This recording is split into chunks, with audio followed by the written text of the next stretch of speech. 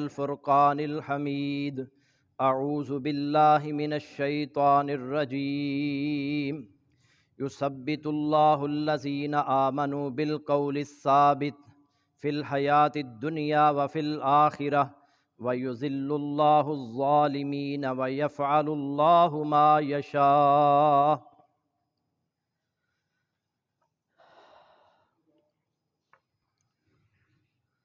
برادران اسلام، آئیے قبر کی تیاری کریں، اس موضوع پر گفتگو کا سلسلہ جاری ہے۔ قبر جو ہے سب سے زیادہ گھبراہٹ والی جگہ ہے۔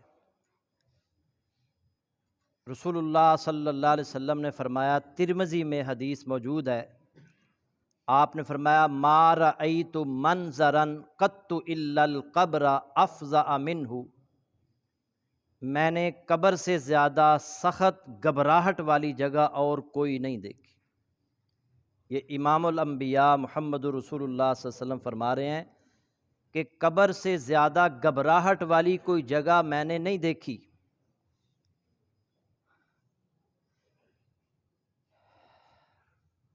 قبر ایک ایسی جگہ ہے جس میں تاریکی ہوگی، تنہائی ہوگی، وحشت ہوگی، مگر تاریکی، تنہائی اور وحشت اور گھبراہٹ سے بچانے والی چیزیں نماز، روزہ، حج، زکوٰۃ، عمرہ، صدقات و خیرات، اخلاق، اچھا اخلاق، یتیموں، بیواؤں اور مسکینوں کی کفالت کرنا، صلہ رحمی کرنا، اور جو مسلمان بھائیوں کے حقوق عائد ہوتے ہیں انہیں ادا کرنا، نیکی کا حکم دینا، برائی سے منع کرنا، عدل و انصاف، یہ ایسی چیزیں ہیں جو قبر میں انسان کی تاریکی کو دور کریں گی اور اس کی تنہائی کو دور کریں گی اور اس کی وحشت اور گھبراہٹ کو دور کریں گی۔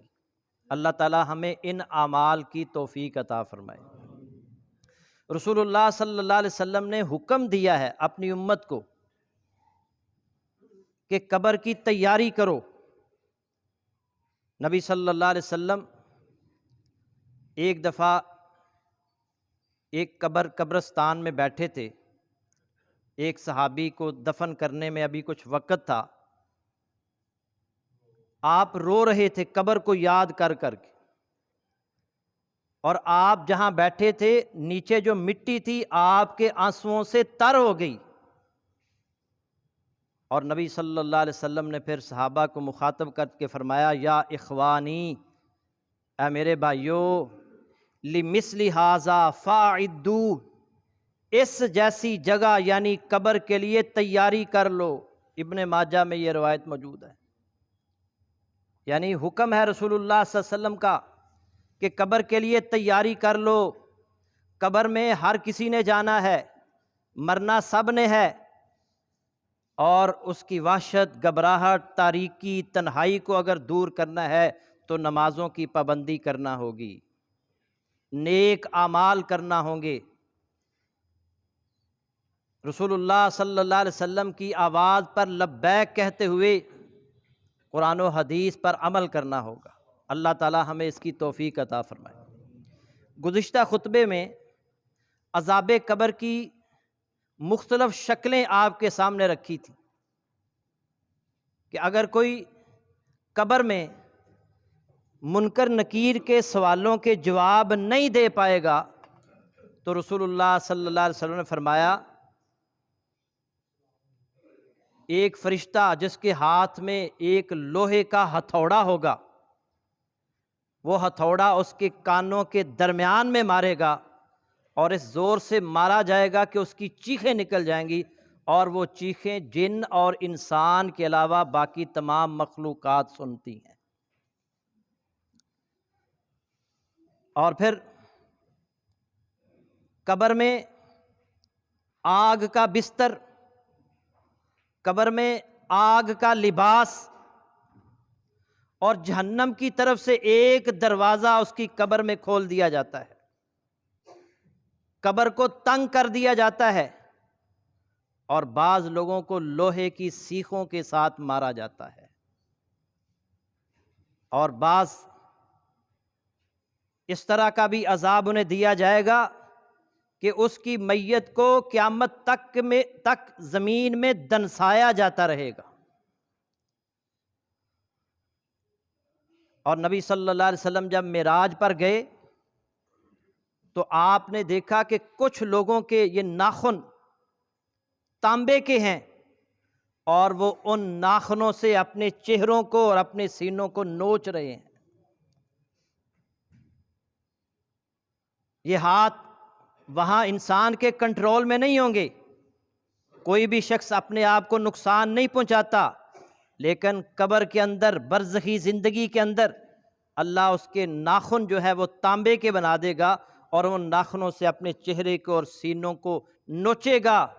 نبی صلی اللہ علیہ وسلم نے جبریل سے پوچھا، من ہؤلاء یا جبریل، جبریل یہ کون لوگ ہیں؟ تو جبریل علیہ السلام نے بتایا یہ وہ لوگ ہیں جو اپنے بھائیوں کی غیبت کیا کرتے تھے اور ان کی عزتوں کو پامال کیا کرتے تھے۔ غیبت کرنے والے اور مسلمان بھائی کی عزت کو برباد کرنے والے کا انجام اللہ اس کے ناخن تانبے کے بنا دے گا، جس سے وہ اپنے چہروں اور سینوں کو نوچ رہے ہوں گے۔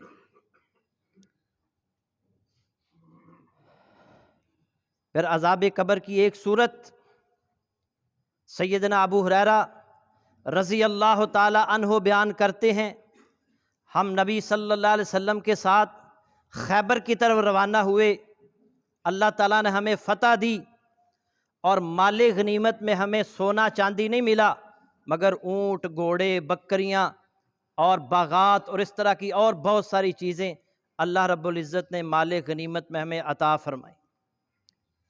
جب ہم واپس آ رہے تھے ایک وادی میں پڑاؤ کیا، رسول اللہ صلی اللہ علیہ وسلم کا ایک غلام تھا، مدعم اس کا نام تھا، نبی صلی اللہ علیہ وسلم کے اونٹ سے کجاوا اتار رہا تھا، ایک تیر کسی جگہ سے آیا اور اس کو لگا جس سے اس کی موت واقع ہو گئی۔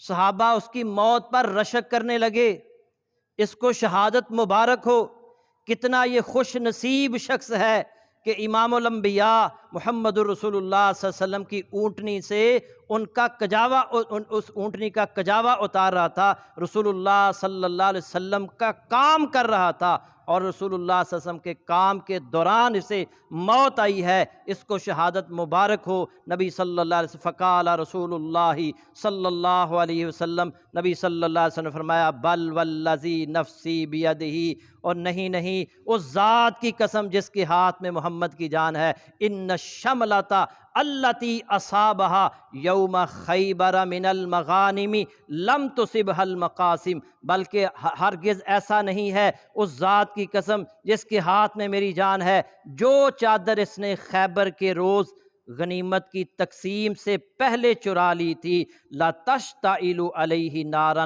وہ اس پر آگ کا شعلہ بن کر بھڑک رہی ہے۔ خیانت کا انجام، چوری کا انجام، جو چیزیں انسان چوری کرتا ہے، جن چیزوں کی خیانت کرتا ہے، اللہ اس چیز کو آگ بنا کر اس کو لپیٹ دے گا اس چیز کے اندر۔ یہ بھی عذاب برزخ کی، عذاب قبر کی ایک شکل ہے۔ اور اللہ کے نبی صلی اللہ علیہ وسلم، بخاری کی حدیث ہے، بخاری مسلم، نبی صلی اللہ علیہ وسلم نے جب یہ بیان فرمایا، ایک آدمی بھاگا گیا اور جوتے کا ایک تسمہ یا 2 تسمے لے کر آیا اور کہنے لگا میں نے یہ 2 تسمے یا ایک تسمہ جو ہے اٹھا لیا تھا تقسیم سے پہلے۔ نبی صلی اللہ علیہ وسلم فرمایا شراکن او شراکان من نار، یہ 1 یا 2 تسمے بھی جہنم کی آگ بن جاتے۔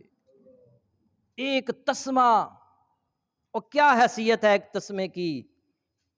ہم بڑے بڑے فراڈ کرتے ہیں، غبن کرتے ہیں، لاکھوں کروڑوں روپیہ جو ہے نا اس کی کرپشن کرتے ہیں اور خیانت کا ارتکاب کرتے ہیں، اللہ کے نبی صلی اللہ علیہ وسلم فرما رہے ہیں یہ دیکھیں وہ شخص جو رسول اللہ صلی اللہ علیہ وسلم کا کام کر رہا تھا اور رسول اللہ کا کام کرتے ہوئے اسے موت آئی۔ اللہ کے نبی صلی اللہ علیہ وسلم فرما رہے ہیں اس نے جو خیبر کی جنگ سے وہ چادر چرائی تھی، اللہ نے اس کو آگ بنا دیا ہے، وہ اس پر بھڑک رہی ہے۔ اللہ تعالیٰ خیانت سے محفوظ فرمائے، اللہ تعالیٰ چوریوں سے محفوظ فرمائے، فراڈ سے محفوظ فرمائے، دھوکہ دینے سے محفوظ فرمائے۔ حضرت سمرہ بن جندب رضی اللہ تعالی عنہ بیان کرتے ہیں نبی صلی اللہ علیہ وسلم کا معمول تھا، آپ فجر کی نماز پڑھاتے، فجر کی نماز پڑھانے کے بعد صحابہ کی طرف رخ کرتے اور پوچھتے کسی کو کوئی خواب آیا ہے تو وہ خواب بیان کرے۔ صحابہ اپنا خواب بیان کرتے، رسول اللہ صلی اللہ علیہ وسلم اس کی تعبیر فرماتے۔ ایک دن نبی صلی اللہ علیہ وسلم نے صحابہ سے پوچھا اگر کسی کو کوئی خواب آیا ہے تو وہ مجھ سے اس کی تعبیر پوچھ لے۔ سارے صحابہ خاموش۔ فرمایا ہمیں خواب نہیں آیا۔ نبی صلی اللہ علیہ وسلم فرمایا آج رات مجھے خواب آیا ہے۔ اور یاد رکھیں کہ نبی صلی اللہ علیہ وسلم کا خواب، نبیوں کا جو خواب ہوتا ہے وہ وحی ہوتی ہے۔ نبی صلی اللہ علیہ وسلم فرمایا آج رات میں نے خواب دیکھا، میرے پاس دو آدمی آئے، انہوں نے میرے ہاتھ کو پکڑا اور مجھے ارض مقدسہ کی طرف لے گئے۔ وہاں میں نے دیکھا کہ ایک شخص بیٹھا ہوا ہے، ایک آدمی اس کے پاس کھڑا ہے جس کے ہاتھ میں لوہے کا ایک آرا ہے، اور جو بیٹھا ہوا شخص ہے نا وہ آرا اس کی یہاں گدی میں وہ باچھ میں ڈالتا ہے اور اسے باچھ میں چیرتا ہوا گدی تک لے جاتا ہے، اور پھر وہ دوسری باچھ میں اس کو داخل کرتا ہے، اسے چیرتا ہوا گدی تک لے جاتا ہے۔ نبی صلی اللہ علیہ وسلم یہ منظر دیکھ کر کہتے ہیں یہ کون شخص ہے، اس کو کیوں یہ سزا دی جا رہی ہے؟ وہ کہنے لگے آگے چلیں، آگے چلیں، بتائیں گے، ہم بعد میں بتائیں گے، آپ آگے چلیں ہمارے ساتھ۔ رسول اللہ صلی اللہ علیہ وسلم ان کے ساتھ آگے چلے گئے۔ پھر آپ نے دیکھا ایک شخص لیٹا ہوا تھا اور اس آدمی کے پاس ایک اور آدمی کھڑا تھا جس کے ہاتھ میں ایک بہت بڑا پتھر تھا، اور وہ اس پتھر کو اس کے سر پر مار رہا تھا، جس سے اس کا سر جو ہے نا وہ کچلا جاتا اور پتھر دور جا کر گر جاتا۔ وہ جا کر اس کو اٹھاتا، پھر اٹھا کر جب اس کے پاس آتا تو پھر اس کا چہرہ، اس کا جو سر ہے پہلے کی طرح ہو جاتا، پھر وہ اس پر مارتا۔ نبی صلی اللہ علیہ وسلم نے پوچھا کہ اس کے ساتھ ایسا کیوں کیا جا رہا ہے؟ وہ کہتے ہیں آگے چلیں، آگے چلیں، بعد میں بتائیں گے آپ کو۔ پھر رسول اللہ صلی اللہ علیہ وسلم فرماتے ہیں ہم آگے چلے گئے، آگے میں نے دیکھا ایک تنور تھا، اس کے اوپر ایک سوراخ تھا، اور اوپر والا حصہ تنگ تھا اور نیچے والا حصہ بہت وسیع تھا، اور اس میں آگ جلائی جا رہی تھی۔ اور اچانک میں کیا دیکھتا ہوں کہ اس تنور میں سے آگ جو ہے وہ کچھ ننگے مرد اور ننگی عورتوں کو اوپر اٹھا کر لے آتی ہے، اور پھر جب وہ اس کے کنارے پر پہنچتے ہیں پھر وہ آگ نیچے ہو جاتی ہے، پھر وہ نیچے ہو جاتے ہیں، اور پھر اسی طرح یہ سلسلہ جاری رہتا ہے۔ نبی صلی اللہ علیہ وسلم پھر پوچھتے ہیں ان کو یہ کیوں سزا دی جا رہی ہے؟ وہ کہتے ہیں آگے چلیں، آگے چلیں۔ ہم آگے بڑھے، نبی صلی اللہ علیہ وسلم فرماتے ہیں آگے ایک نہر آئی، اور نہر خون کی نہر، خون کی نہر میں ایک آدمی کھڑا تھا، ایک آدمی اس کے کنارے پر کھڑا تھا۔ وہ جو آدمی خون کی نہر میں تھا وہ آگے کنارے کی طرف بڑھتا ہے، اور جو آدمی کنارے پر کھڑا تھا اس کے پاس ایک بہت بڑا پتھر تھا، جیسے ہی وہ اس کے قریب آتا وہ اس کے منہ پر وہ پتھر دے مارتا، اور پھر وہ واپس چلا جاتا، اور پھر آہستہ آہستہ پھر وہ کنارے پر آتا، وہ پھر پتھر پکڑ کر پھر اس کے منہ پر دے مارتا۔ نبی صلی اللہ علیہ وسلم پوچھتے ہیں اس کو کیوں یہ سزا دی جا رہی ہے؟ وہ فرشتے بتاتے ہیں کہ آگے بڑھیں، آگے بڑھیں، آگے چلیں۔ نبی صلی اللہ علیہ وسلم آگے گئے، وہ بتاتے ہیں کہ ہم ایک سرسبز باغیچے میں پہنچ گئے، وہاں ایک بہت بڑا درخت تھا جس کے جڑوں کے قریب ایک بزرگ بیٹھا ہوا تھا، اس کے آس پاس کچھ بچے بیٹھے ہوئے تھے، اور اسی طرح اس درخت کے ساتھ ہی ایک اور شخص کھڑا تھا جو آگ جلا رہا تھا۔ نبی صلی اللہ علیہ وسلم نے پوچھا کہ یہ شخص کون ہے؟ وہ کہتے ہیں آگے بڑھیں۔ پھر وہ نبی صلی اللہ علیہ وسلم کو اس درخت پر چڑھا دیتے ہیں، درخت کے اوپر۔ آپ فرماتے ہیں جب ہم درخت پر چڑھے تو میں نے وہاں ایک بہت ہی خوبصورت مکان دیکھا۔ میں نے زندگی میں ایسا خوبصورت اور بہترین مکان نہیں دیکھا تھا۔ وہاں میں نے بچوں کو بھی دیکھا، بوڑھوں کو بھی دیکھا، جوانوں کو بھی دیکھا، مردوں کو بھی دیکھا، عورتوں کو بھی دیکھا۔ پھر مجھے وہ مزید اس کے اوپر لے گئے اور وہاں میں نے ایک اور انتہائی خوبصورت، جو پہلے گھر سے بھی زیادہ خوبصورت تھا، وہاں میں نے بوڑھوں کو بھی دیکھا، جوانوں کو بھی دیکھا۔ میں نے اپنے ساتھیوں سے کہا آج تم نے مجھے بڑا گھمایا ہے، مجھے بتاؤ اس کی تفصیل، بتاؤ اس کی تفصیل کیا ہے؟ انہوں نے کہا اب ہم آپ کو اس کی تفصیل بتاتے ہیں۔ وہ کہتے ہیں سب سے پہلا شخص جس کی باچھوں کو چیرا جا رہا تھا، یہ وہ شخص تھا جو دنیا میں جھوٹ بولنے والا تھا، جھوٹا شخص۔ لوگ اس کی باتوں کو لے کر پھیلاتے تھے، جھوٹ پھیلاتے تھے، اور یہ عذاب اسے قیامت تک دیا جاتا رہے گا، قیامت تک اس کی باچھوں کو چیرا جائے گا، گدی تک چیرا جا رہا ہے۔ جو جھوٹے اس دنیا سے جا چکے ہیں اور جو جھوٹ بولنے والے ہیں، اپنے انجام کو ذرا دھیان سے سن لیں، ان کا انجام بھی یہی ہوگا جو جھوٹ بولنے والے ہیں۔ اللہ تعالی ہمیں جھوٹ سے محفوظ فرمائے۔ کتنے دھڑلے کے ساتھ کاروباری حضرات، سیاستدان، ہر کوئی دھڑلے کے ساتھ جھوٹ بولتا ہے اور انہیں اس انجام کی خبر ہی نہیں ہے۔ پھر نبی صلی اللہ علیہ وسلم نے فرمایا وہ شخص جس کا سر کچلا جا رہا تھا، یہ وہ شخص تھا جسے اللہ نے قرآن سکھلایا تھا، قرآن کا علم دیا تھا، قرآن کا عالم تھا، لیکن قرآن کا حافظ تھا، ساری رات سویا رہتا تھا، قرآن جو اس نے یاد کیا تھا وہ قرآن کی تلاوت نہیں کرتا تھا، نوافل میں قرآن نہیں پڑھتا تھا، اور جب دن آتا تو سارا دن قرآن پر عمل بھی نہیں کرتا تھا، اور یہ عذاب اسے قیامت تک ہوتا رہے گا۔ علماء بھی اپنی خیر منائیں، قرآن کے حافظ بھی اپنی خیر منائیں، قرآن کا علم رکھنے والے خیر منائیں، اگر عمل نہیں کیا تو انجام دیکھیے، قیامت تک ایک فرشتہ اس کے سر پر پتھر مارتا رہے گا۔ اللہ تعالیٰ اس انجام سے محفوظ فرمائے۔ اور پھر انہوں نے بتایا آپ نے ایک نہر دیکھی تھی، خون کی نہر، اس نہر میں ایک آدمی تھا جو کنارے کی طرف آتا تھا، اور ایک آدمی کنارے پر کھڑا تھا جس کے ہاتھ بہت بڑا پتھر تھا جو اس کے منہ پر دے مارتا تھا۔ وہ جو نہر میں آدمی تھا وہ سود خور تھا، سود خور۔ اور آگے ہم جب گئے تو ایک بوڑھا آدمی ایک درخت کے جڑوں کے پاس بیٹھا تھا، وہ بوڑھے آدمی ابراہیم علیہ السلام تھے، اور آس پاس جو بچے بیٹھے تھے وہ ان کی اولاد تھی۔ اور وہ جو درخت کے پاس ایک آدمی آگ جلا رہا تھا وہ جہنم کا داروغہ تھا جس کا نام مالک ہے۔ اور پھر آپ نے جو ایک گھر دیکھا تھا، انتہائی خوبصورت گھر، وہ عام مومنوں کا گھر تھا، اور پھر اس سے اوپر آپ نے اس سے بھی زیادہ خوبصورت جو گھر دیکھا تھا وہ شہداء کا گھر تھا۔ اور پھر فرمایا کہ ہم دو جو آدمی ہیں، ایک جبرائیل ہوں اور ایک میکائیل ہے۔ اور پھر آپ صلی اللہ علیہ وسلم سے انہوں نے کہا اپنا سر اٹھائیے، آپ نے اپنا سر اٹھایا تو ایک بہت ہی خوبصورت محل نظر آیا۔ تو وہ جبرائیل اور میکائیل فرماتے ہیں یہ محل اللہ نے آپ کے لیے بنایا ہے۔ نبی صلی اللہ علیہ وسلم فرماتے ہیں مجھے میرے محل میں لے چلو۔ وہ کہتے ہیں نہیں، ابھی آپ کا وقت نہیں آیا، ابھی آپ کی موت کا وقت نہیں ہے، آپ اپنی موت کے بعد اس محل کو دیکھیں گے، ابھی آپ واپس جائیں گے۔ بخاری میں یہ روایت موجود ہے، اندازہ کریں۔